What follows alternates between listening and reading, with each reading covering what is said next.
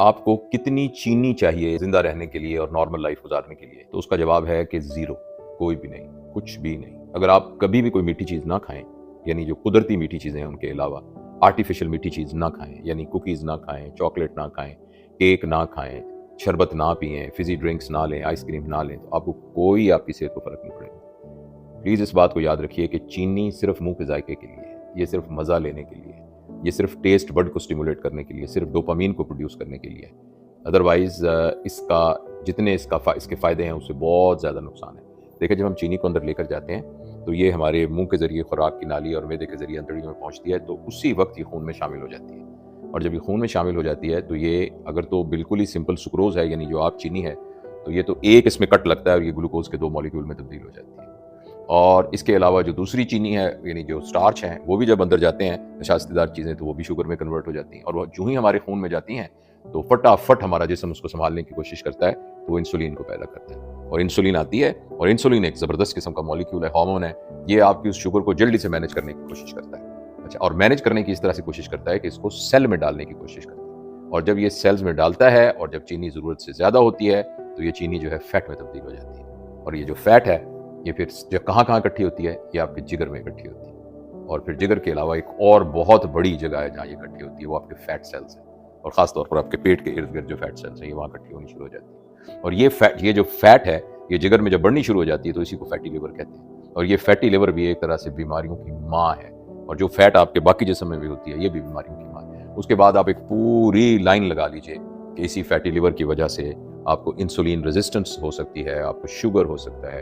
यही फैट जब खून के शरियानों में इकट्ठी होती है तो ये स्ट्रोक यानी फालिज कर सकती है, ये हार्ट अटैक कर सकती है, ये खून की जो दूसरी शरियानों में इकट्ठी हो सकती है तो वहाँ खून के दौरान को कम कर सकती है, गुर्दों के अंदर गुर्दों की बीमारी पैदा कर सकती है। तो यानी कौन सी ऐसी बीमारी है जो कि ये पैदा नहीं करती। तो इसलिए, और ख़ास तौर पर प्लीज़ आप ये याद रखिए कि खाने के शुरू में मीठे से खाना शुरू करना जो है ना, वो बहुत ख़तरनाक है।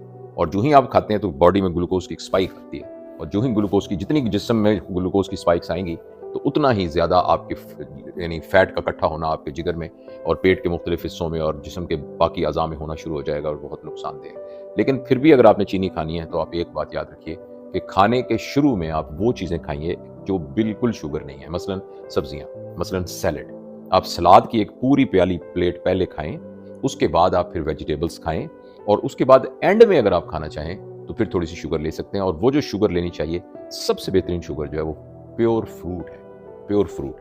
और प्लीज़ आप ये बात याद रखिए, ये हम सबको शायद लगता है कि ताज़ा फलों का जो जूस है वो शायद बहुत फ़ायदेमंद है, लेकिन जो जूस है उसके अंदर जो शुगर का मॉलिक्यूल है वो वही है जो चीनी के अंदर शुगर का मॉलिक्यूल है।